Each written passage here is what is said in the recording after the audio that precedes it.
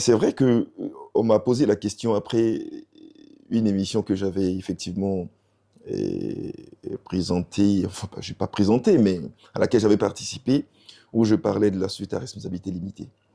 Et j'avais dit que elle était à responsabilité limitée parce que les associés dans cette société-là on ne pouvait pas rechercher leur responsabilité au-delà de ce qu'ils avaient apporté en capital dans la société.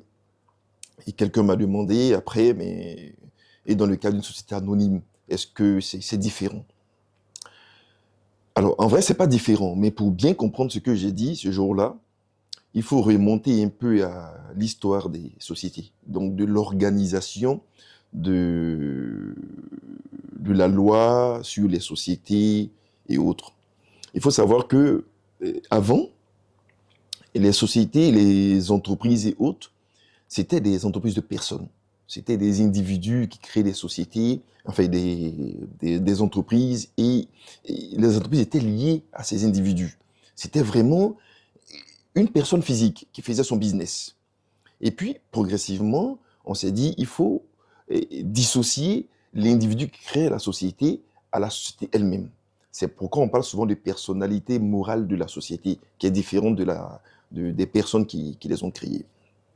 Donc, dans les sociétés de personnes, vous avez ce qu'on appelle les sociétés en non collectif, vous avez ce genre de sociétés-là, qui sont vraiment des sociétés qui n'ont d'existence que par les associés, ceux qui les ont créées. On ne reconnaît ces sociétés qu'à travers ces personnes qui les ont créées.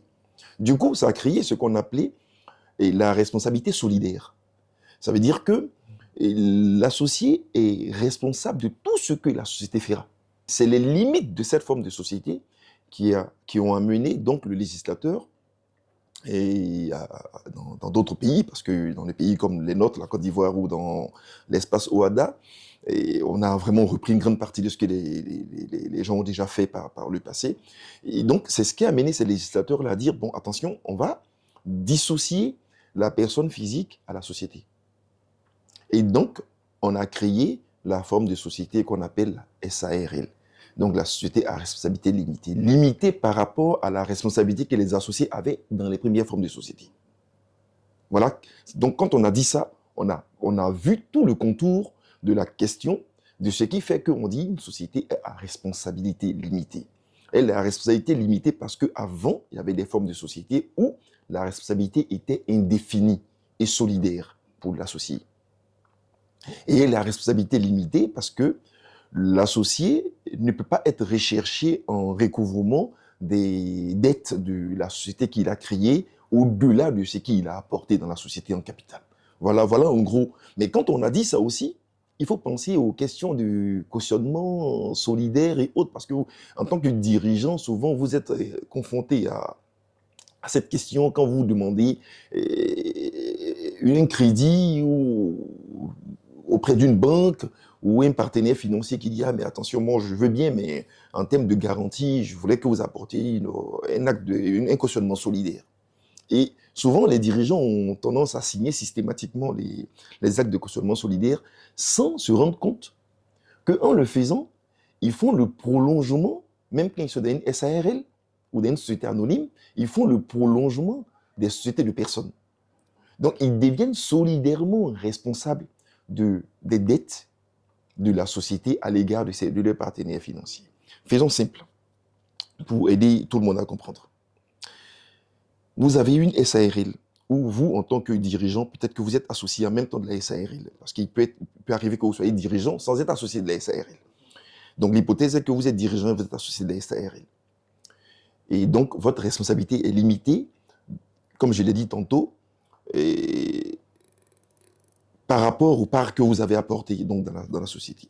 Et puis, il se trouve que vous partez prendre avec la banque 100 millions de crédits. Et la banque vous dit, je veux bien, mais il faut que vous, en tant qu'associé et dirigeant, vous soyez solidaire donc, du remboursement des 100 millions. Ça veut dire, en d'autres termes, que vous êtes co-obligé. C'est un terme technique. Vous êtes co-obligé. Co-obligé, ça veut dire co-ensemble. Vous êtes obligé, vous, individu, au même titre que la société, au remboursement des 100 millions. En d'autres termes, si la société n'arrive pas à rembourser les 100 millions, la banque peut rechercher auprès de vous le remboursement des 100 millions. Donc, voyez-vous, vous avez prolongé votre responsabilité qui était limitée. Au départ, du fait de la forme de la société, vous l'avez prolongée en acceptant de signer un acte de cautionnement solidaire. Donc, c'est vraiment très important de comprendre ça, pour ne pas qu'à tout moment, le dirigeant se dise, parce que je veux 100 ou 200 millions auprès de la banque pour financer mon business, je vais accepter de me porter caution solidaire et indéfinie de ma société et autres. Parce que souvent, on n'est pas le seul associé quand même. Hein. Souvent, on peut avoir d'autres associés avec nous, mais si nous, en tant que dirigeants, on est caution solidaire, c'est nous qui sommes mis en avant. Quand on a dit ça aussi, ça me fait penser aux régimes matrimoniaux. Aux régimes matrimoniaux en Côte d'Ivoire. Je pense qu'on en a 3. On en a 3 grands en Côte d'Ivoire. Et en France, on doit en avoir 4 à peu près, parce que si je dois mettre le PACS comme étant un régime matrimonial, on doit en avoir 4 à peu près. Mais en France, en Côte d'Ivoire, on en a 3. Et depuis quelques années, quand on a introduit le contrat sur le mariage, donc on a le contrat sur le mariage, on a la séparation de biens, et puis on a la communauté de biens. Ce qu'il faut savoir, c'est qu'en Côte d'Ivoire, on a une communauté de biens qui est réduite aux acquets. Ça veut dire que c'est une communauté qui porte sur les biens qui sont acquis après la célébration du mariage. En Belgique, je crois que c'est un peu différent. Là-bas, ils ont une communauté universelle, où dès lors qu'on est marié sur le régime de la communauté de biens, on peut opter pour le régime universel, où même les biens qu'on avait avant le mariage rentrent dans la communauté. Mais en Côte d'Ivoire, et comme en France aussi d'ailleurs, on a un régime de communauté de biens qui est réduit donc aux acquets, aux biens qu'on a acquis après la célébration du mariage. Donc, on a ces 3 régimes. Vous imaginez quelqu'un, un entrepreneur qui est marié sous le régime de la communauté de biens et qui va être caution solidaire de son entreprise. Il a non seulement engagé les deniers de sa famille dans le mariage, il a engagé ses deniers propres dans le mariage, et il a engagé les deniers d'une entreprise dans le mariage. Pardon, je disais des bêtises. Il a engagé ses deniers propres dans le business qu'il a. Il a engagé les deniers de sa famille dans le business, et il a engagé les deniers même du business dans le business. Donc, en cas de difficulté, la banque ou le partenaire financier il va d'abord rechercher auprès de l'entreprise le recouvrement de son argent. Après, quand on n'a pas, on va aller rechercher le recouvrement de notre argent près du dirigeant. Quand on ne l'a pas, on va aller dans sa famille. Donc, dans sa famille nucléaire, épouse, époux et les enfants. Donc, c'est vraiment très important de faire attention à ça, de se porter caution solidaire et de faire un régime matrimonial et autres. Quand on est dirigeant d'entreprise, il faut vraiment regarder de près les régimes que nous proposons d'accepter lorsqu'on veut se marier. Alors, on m'a souvent demandé quel est le meilleur régime. Quel est le meilleur régime pour un entrepreneur quand il veut se marier? Moi, je n'ai pas beaucoup réfléchi. Pour moi, et on peut m'attaquer là-dessus, hein, c'est possible, mais pour moi, le meilleur régime matrimonial pour un entrepreneur, c'est la séparation du bien. Vous séparez systématiquement vos biens aux biens de votre épouse. Pourquoi? Ça permet, en cas de difficulté dans vos business, que votre épouse puisse continuer à disposer de ses biens et donc les mettre, pourquoi pas, à la disposition de la famille pour que les enfants puissent manger, monsieur puisse manger, on puisse vivre en griffe convenablement en entendant que les affaires de monsieur peut-être puissent reprendre. Mais si vous êtes dans un régime de communauté de biens, ça risque d'être très très compliqué. On peut trouver la formule en faisant un contrat de mariage, mais là encore, il faut avoir souvent généralement des personnes, des juristes qui vont vous accompagner sur les biens qu'il faut mettre dans le mariage, ce qu'il ne faut pas mettre. Donc, il faut vraiment faire attention. Pour être complet sur la question, je pense que la séparation de biens pour un entrepreneur demeure le meilleur régime pour mettre à l'abri sa famille par rapport aux affaires qu'il a. Parce que vous savez que l'entreprise, c'est le risque. Et qui dit risque, dit qu'à tout moment, il peut y avoir des difficultés. Donc, c'est vraiment très important de regarder ça. Et quand on crée une entreprise, il y a beaucoup de risques dans l'entreprise. Et qui dit risque, en vrai, le risque, c'est quoi? C'est la probabilité de survivre dans un événement qu'on n'a pas prévu. C'est ça le risque. Et cet événement, il peut être malheureux, mais généralement, le risque, il va sur l'événement malheureux. C'est ça, généralement, le risque. Donc, c'est la probabilité de survivre dans un événement malheureux qu'on n'a pas prévu. C'est ça le risque. Dès lors qu'on a dit ça, ça voudrait dire que lorsque ce risque survient, notre patrimoine peut être mis en danger. Et celui de notre famille et autres. Parce que on s'est mal marié. On va dire ça comme ça. On s'est mal marié. Mais en même temps, ça pose également la question de on investit dans quoi? On investit dans quoi? Bon, j'ai un jeune frère qui un jour m'a dit, mais qui m'a beaucoup parlé de certains projets d'investissement et autres, notamment, souvent il m'a parlé des VTC, il m'a parlé des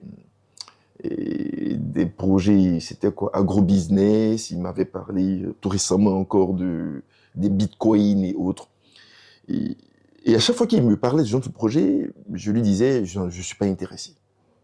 Et un jour, il m'a dit, mais il ne comprend pas, moi je suis financier, et quand il me parle de ce genre de choses, ça ne m'intéresse pas. Alors pour moi, il y a une vérité de la palisse. Il y a une vérité de la palisse simple, que je recommande à toute personne. Investissez dans les choses que vous connaissez. En tout cas pour moi, c'est la première étape avant de décider de mettre mon argent dans quelque chose. Il faut que je connaisse la chose. Ça veut dire quoi connaître la chose? Votre esprit doit être capable de comprendre comment ce business gagne de l'argent. Si vous n'êtes pas capable de comprendre, ça ne veut pas dire que vous êtes un idiot. Mais ça veut dire simplement que vous ne comprenez pas. Et si vous ne comprenez pas, ce n'est pas la peine d'y mettre votre argent. Moi, à titre personnel, j'ai jamais compris comment les VTC gagnaient de l'argent. J'ai jamais compris comment les agrobusiness gagnaient de l'argent. J'ai jamais compris, et je continue de ne pas comprendre, comment on gagne de l'argent dans les bitcoins. Je ne pense pas que je sois suffisamment idiot, mais c'est simplement que je n'arrive pas à comprendre. Dès lors, non seulement je n'y mets pas mon argent, mais je ne conseille pas à quelqu'un d'y mettre son argent. Pour moi, c'est vraiment, comme on le dit souvent à l'école, c'est le b.a.-ba. C'est le b.a.-ba pour une personne qui veut faire un investissement. Après, que quelqu'un soit venu vous dire, oui, on gagne de l'argent ici, on fait ceci, on fait cela, ça reste sa conviction à elle. À cette personne s'entend. Mais si vous ne comprenez pas, c'est pas la peine d'y mettre votre argent. Moi, j'ai écouté, comme on appelle 2-3 personnes, je ne vais pas dire de nom, il y a un qui était dans l'immobilier, qui disait qu'il pouvait rendre fou quelqu'un qui lui donnerait 10 millions. Et sur un an, il disait qu'il y a un autre qui était à la bourse qui pouvait faire des merveilles avec, je ne sais pas, 10 millions, tout. Pour moi, ça reste des slogans. Pour moi, ça reste des slogans. Parce que si je vous donne 10 millions, dites-moi comment vous faites, me rendre fou. Au bout d'un an. Je ne vous dis pas de m'apprendre tout, mais expliquez-moi comment vous faites me rendre fou au bout d'un an. Si vous n'êtes pas capable de faire ça, ça veut dire que vous brassez du vent. Et moi, je le dis tout le temps, on a passé notre temps, malheureusement, à nous laisser convaincre. Et sur des choses, j'allais dire basiques. Et finalement, on a perdu beaucoup d'argent. De l'argent qu'on aurait peut-être pu investir dans l'économie réelle, dans des choses vraiment, j'allais dire, plus vraies. Et on a malheureusement écouté des gens. Et puis bon, voilà. Et bon, on a perdu beaucoup d'argent. Moi, ça fait, à titre personnel, ça fait, on va dire quoi, 20 ans ou 19 ans que j'ai investi à la bourse. Mais je ne suis pas forcément, voilà. Donc, on gagne de l'argent à la bourse, certes, mais on n'y ramasse pas de l'argent. Voilà. On gagne de l'argent dans l'immobilier, mais on n'y ramasse pas de l'argent. Donc, faire croire qu'on peut rendre fou quelqu'un par un investissement immobilier, pour moi, c'est pas forcément dire la vérité aux gens. Voilà. Et avec la question aujourd'hui de la lutte contre le blanchiment d'argent et le financement du terrorisme, je pense que des secteurs comme celui de l'immobilier et autres sont beaucoup regardés. Et à mon avis, et dans les 2-3 années à venir, c'est un secteur qui et peut-être avant de faire ce pronostic, je dirais que pour moi, on est dans une bulle spéculative hein, dans le domaine immobilier. Et dans les 2 années à venir, on risque d'arriver à une période de maturité de cette bulle qui va, à mon avis, éclater. Donc je ne conseillerais pas à quelqu'un d'investir aujourd'hui dans l'immobilier. Je préconiserais d'attendre encore 2 ans, 3 ans, en entendant que le travail qui est en train d'être fait au niveau de la lutte contre le blanchiment d'argent et le financement du terrorisme puisse commencer à porter. Parce que de plus en plus, on va contrôler, et les décideurs publics vont contrôler les transactions, on va regarder de près et la source des financements des biens immobiliers et autres. Ça va amener donc les vendeurs et donc les acquéreurs à réduire leurs prétentions. Donc les prix vont baisser. À mon avis, je ne peux pas dire, et vraiment dans un horizon assez certain, mais à mon avis, dans les années à venir, les prix de l'immobilier vont baisser parce que rien, absolument rien pour moi, n'explique le niveau des prix que nous avons sur le marché de l'immobilier. Vraiment, rien ne peut expliquer ça, en dehors du fait qu'il y a beaucoup d'argent liquide, et ça je le présume, hein, il y a beaucoup d'argent liquide qui circule dans ce domaine d'activité. Sinon, rien ne peut expliquer. Rien ne peut expliquer cela. Pour la petite anecdote, il y a quelques semaines, j'ai vu à vendre sur une maison, on va dire quoi, une villa duplex, donc à 2 niveaux. Et donc je me suis amusé à appeler le numéro, et je demande le prix de la maison. Mon interlocuteur me dit 230 millions.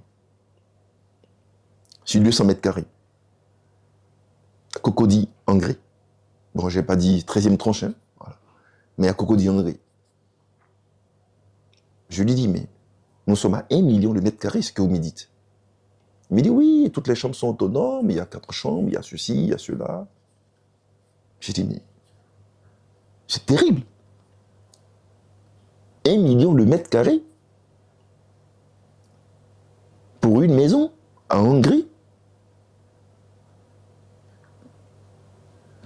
Pour vous faire comprendre, 1 million et 230 millions, c'est 1 million par mois, c'est une épargne d'1 million par mois sur 230 mois. 230 mois, c'est 9 ans. Pardon, je dis quoi? C'est 18 ans. Parce que 240 mois, ça fera quoi? Ça fera 10 ans. Ça fera 20 ans, pardon. 20 ans, en supposant que en disant qu'un an, c'est 12 mois. Donc 240 mois, ça fait 20 ans. Donc 230 millions, ça fait 18 ans. 18 ans, c'est plus que la moitié de la carrière d'une personne qui travaille. 1 million d'épargne par mois, il faut gagner au moins 3 millions par mois pour pouvoir épargner 1 million par mois. Donc, disons le tiers. Combien de personnes gagnent 1 million par mois? 3 millions par mois en Côte d'Ivoire. Pour qu'une maison bâtie sur 200 mètres carrés coûte 230 millions. Il n'y a pas de logique. J'ai un ami en France qui m'a contacté il y a quelques mois et qui m'a partagé des images d'appartements qui sont vendus à Bingerville. Et l'appartement coûtait, je ne sais plus ça, les prix variaient entre 27 millions ou 30 millions et 70 millions l'appartement. Et il m'a posé une question simple. Est-ce que tu penses, Navaga, que ces appartements qui sont faits là, c'est pour la classe moyenne, au moins la classe moyenne de la Côte d'Ivoire? La question peut paraître simple, mais c'est une question, j'allais dire, piège. Je lui ai fait le même calcul. J'ai dit, supposons que vous avez une maison et un appartement de 2 chambres salon, donc de 3 pièces, qui coûte 30 millions. 30 millions, pour bien comprendre ça, supposez une personne qui épargne 300 000 francs par mois. Ça fait 100 mois. 100 mois, c'est 9 ans. Donc, vous demandez à quelqu'un de payer 300 000 francs par mois pendant 10 ans. Mais il faut que cette personne gagne au moins 1 million par mois pour aller vivre dans une maison de 2 chambres salon. Vous voyez l'écart qu'il y a entre le type de maison que nous avons, 2 chambres salon, et puis le revenu que la personne a, 1 million par mois. Croyez-moi, quelqu'un qui touche aujourd'hui à Abidjan 1 million par mois, il a au moins une voiture. Il a ses enfants dans une école privée, on va dire ça comme ça, où il faut payer la scolarité. Il a un loyer mensuel à payer. Il ne peut pas épargner 300 000. Donc en vrai, quelqu'un qui est payé à 1 million par mois n'est même pas capable de s'acheter une maison qui vaut 30 millions. Pourtant, 1 million de salaire par mois, c'est vraiment la vraie classe moyenne. Ce que je dis pourrait prouver que les prix des maisons aujourd'hui sont vraiment hors du marché. Et qu'il y a une spéculation à outrance, je ne dirais pas qu'il ne dit pas son nom, mais qui est vraiment très visible, quoi. Qui est vraiment très visible. Et ça, c'est un sujet qui pourra être, à mon avis, jugulé par l'action politique. L'action politique, je vais dire quoi par action politique? Par la volonté politique de dire, à un moment donné, on va pas fixer les prix des maisons, c'est sûr, mais on va réguler véritablement le secteur. Réguler s'entend par quoi? Faire quoi? Vérifier d'abord que l'argent qui circule dans le secteur, c'est de l'argent propre. Pour moi, c'est la première étape. Dès lors qu'on est capable d'identifier la source des revenus qui permettent d'acquérir ce genre de biens immobiliers, et si cette source n'est pas légale, qu'on est capable de l'assécher, le marché fonctionne de cette manière. C'est la loi de l'offre et de la demande. Moins il y a d'offres, les prix montent.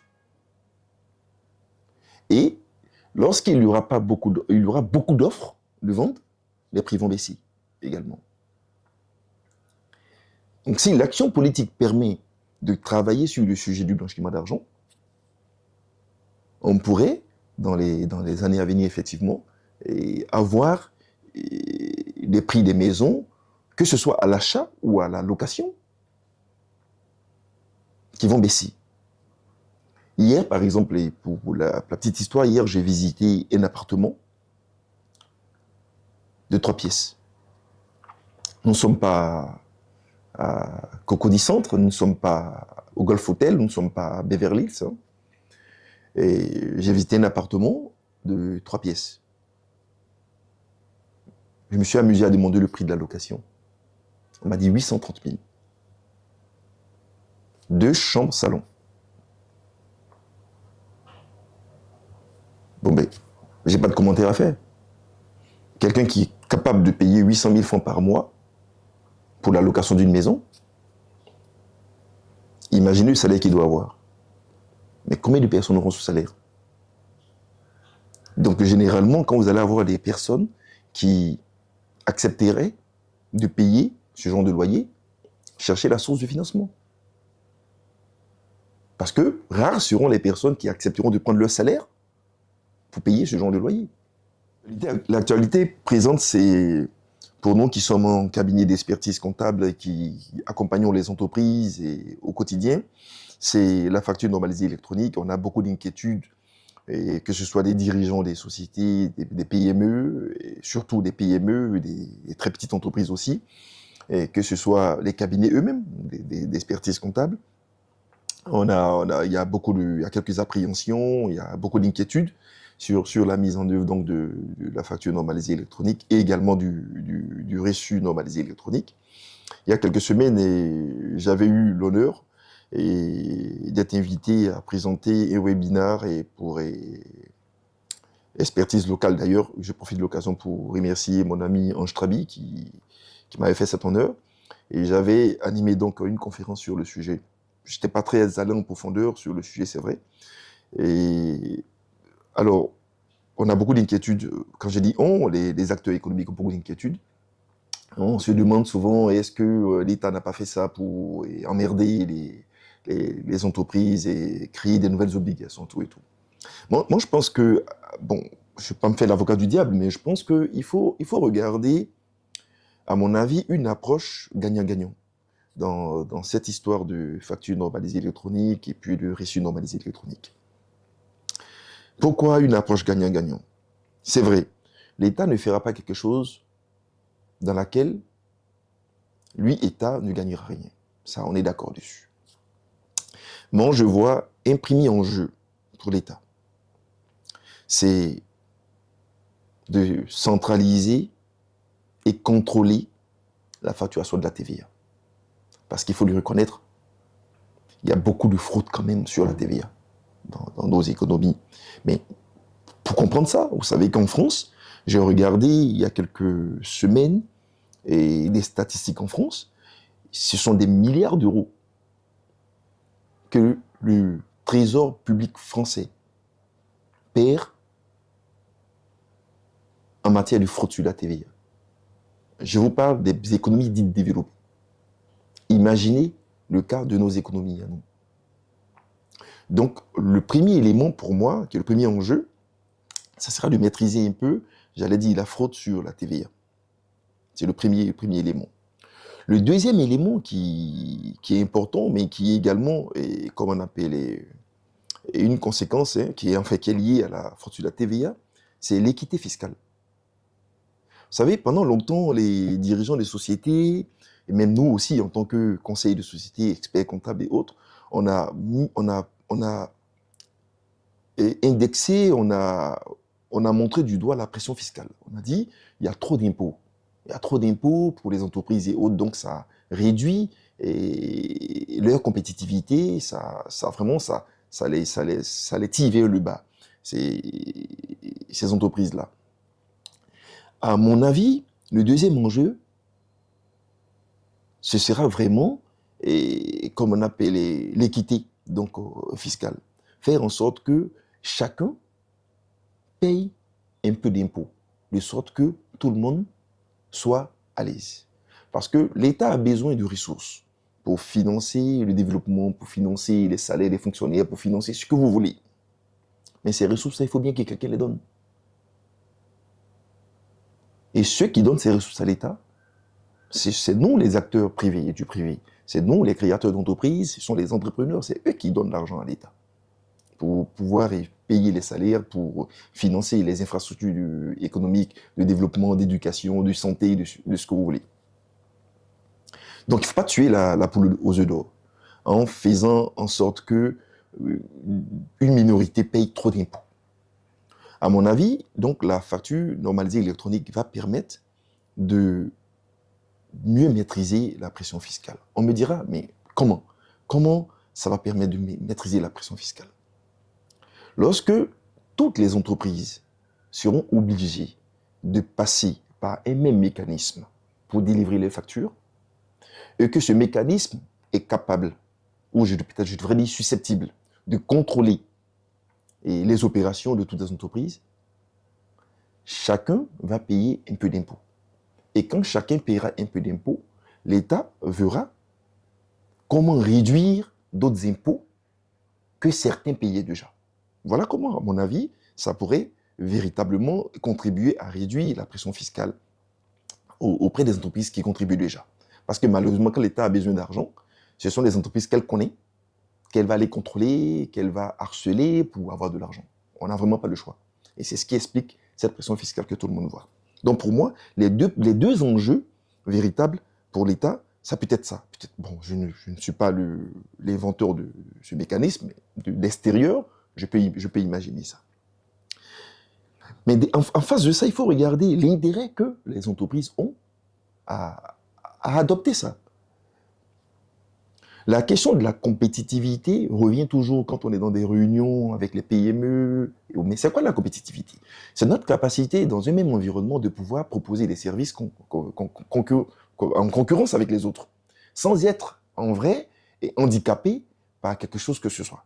Et que ce soit seulement notre compétence, notre savoir-faire qui soit, j'allais dire, l'élément déclencheur de la décision de commande. Mais quand c'est le montant de la facture, quand c'est d'autres éléments, ça crée un problème de compétitivité. Par contre, au risque de me répéter, quand c'est notre savoir-faire qui doit faire la différence, on est tous au même pied d'égalité. Si vous imaginez, vous avez un service à apporter à une entreprise X et que cette entreprise vous demande de faire votre offre. Vous la faites et vous savez très bien que cette offre-là, si elle est acceptée, vous serez obligé de faire une facture normalisée électronique. Qu'est-ce qui va se passer? Il se passera que personne ne pourra frauder sur la TVA. Or, la TVA, c'est 18%. 18%, c'est, pour voir la grandeur, 18%, c'est beaucoup en termes de taux de marge. Si quelqu'un est capable de frauder sur la TVA, il est donc capable de réduire ses prix de 18% par rapport à vous. Et croyez-moi, il prend le marché. Mais s'il n'est pas capable de frauder sur la TVA, vous allez aller sur le même marché avec pour seul avantage que votre savoir-faire. Et vos économies, et j'allais dire, votre échelle d'économie interne dans votre entreprise. C'est ça qui va permettre donc aux PME, aux TPE d'être compétitives entre elles. Donc pour moi, donc, c'est un enjeu important pour les PME. Le deuxième enjeu important de la facture normalisée électronique, c'est également la question du remboursement du crédit de TVA pour les entreprises. On me dira, le remboursement du crédit de TVA, c'est quoi? C'est le fait qu'on ait payé de la TVA et qu'on n'ait pas en face, comme on appelle, la possibilité de récupérer. En ce moment, on va voir l'administration, on leur dit, on a payé la TVA déjà, il faut que vous nous remboursez ça. Parce que bon, on n'a pas vendu en face pour pouvoir récupérer la TVA. Sauf que, généralement, quand vous avez un crédit de TVA et que vous demandez à l'administration de rembourser, ça déclenche automatiquement un contrôle fiscal. Parce que l'administration se dit, c'est pas normal. Mais c'est vrai que c'est pas normal. Le crédit de TVA est une situation d'anormalité dans une entreprise. Pourquoi? Parce qu'une entreprise est censée toujours vendre au-delà du prix d'achat. Et dès lors que vous vendez au-delà du prix d'achat, la TVA que vous allez collecter est forcément supérieure à celle que vous avez supportée. Donc, il n'y a pas de crédit de TVA possible. Donc, lorsque vous avez un crédit de TVA, que vous demandez le remboursement, l'administration se dit, vous avez peut-être fraudé. C'est parce que vous avez un crédit de TVA. Donc, vous imaginez, si on a une plateforme comme celle de la facture normalisée électronique, en tout cas, si elle se déroule bien, si elle se met bien en œuvre, ça permettra à l'administration d'appuyer sur un bouton et puis savoir si cet opérateur économique-là est effectivement en situation de crédit de TVA ou pas. Ça va donc alléger le processus de remboursement de la TVA que les entrepreneurs auraient payé en amont sur leurs achats et autres. Et quand on a dit ça, ça veut dire que tant que l'État rembourse vite la TVA, c'est une bouffée, pas d'oxygène, mais une bouffée financière pour l'entreprise qui reçoit donc ce chèque pour pouvoir financer donc ses opérations d'exploitation et peut-être même d'investissement. Donc pour moi, il faut voir donc cette réforme-là comme étant une opportunité. Une opportunité et pour les entreprises d'un côté, mais également pour l'État de l'autre côté. Et que chacun devrait, normalement, si les choses se passent bien, avoir son compte au bout du compte. Et faire en sorte que notre économie puisse véritablement, comme on appelle, se développer. Mais se développer également par rapport aux autres économies, parce que vous savez que nous sommes en Côte d'Ivoire, certes, mais à côté de la Côte d'Ivoire, nous avons d'autres pays, le Burkina, le Mali, le Niger, et comme on appelle le Bénin, le Togo, nous avons ces pays-là. Mais nous avons également les pays un peu plus loin. Ça peut être la Belgique, la France, l'Espagne et autres. Et nous, il nous arrive d'être en compétition avec des structures qui sont dans d'autres pays, sur un appel d'offres. Si nous ne sommes pas capables de proposer les meilleurs tarifs et les meilleures compétences, on ne sera pas compétitif vis-à-vis de ces personnes. Donc, c'est vraiment important pour nous de pouvoir, à mon avis, adopter. Je ne me fais pas l'avocat du diable. Je me fais pas l'avocat, pardon, pas du diable, mais je me fais pas l'avocat. Mais je me dis, c'est une opportunité que nous, en tant qu'entrepreneurs, on doit saisir pour faire en sorte que l'État y tire son compte, donc contrôler la facturation de la TVA, réguler donc le paiement de la TVA, et puis ça nous rendra tous compétitifs sur le même marché.